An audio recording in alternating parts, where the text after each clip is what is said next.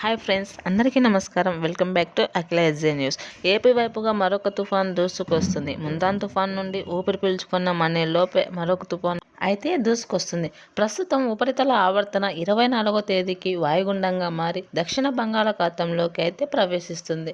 48 గంటల్లో పశ్చిమ వాయుగుండంగా ప్రయాణించి క్రమంగా తుఫానుగా మారి నైరుతి బంగాళాఖాతంలో ప్రవేశించి ఆంధ్రప్రదేశ్కి రావడం జరుగుతుంది. 2-3 రోజులలో వాయుగుండంగా మారుతుంది. వాయుగుండంగా మారగానే కోస్తా, రాయలసీమల్లో అతిపెద్ద భారీ వర్షాలు అయితే వస్తాయని వాతావరణ శాఖ చెప్పడం జరిగింది. 26 నుండి 29 వరకు రాయలసీమ, ఉత్తర కోస్తా, దక్షిణ కోస్తా అతి భారీ వర్షాలు వస్తాయి. 29 వరకు అతి భారీ వర్షాలు వస్తాయని ఐఎండీ తెలిపింది.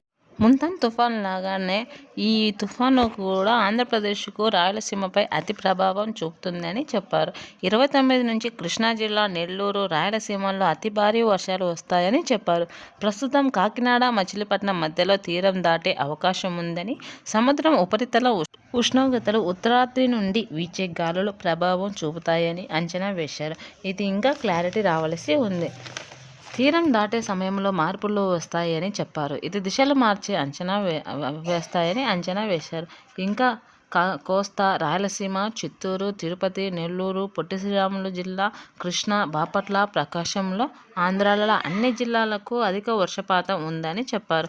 కావున జాగ్రత్తగా ఉండాలని తెలియచేయడం అనేది. ఉరుములు, మెరుపులతో కూడిన వర్షపాతం నమోదు అవుతుందని చెప్పడం జరిగింది. తిరుపతి, నెల్లూరు, చిత్తూరు అతి భారీ వర్షాలు ఉన్నాయని చెప్పడం జరిగింది.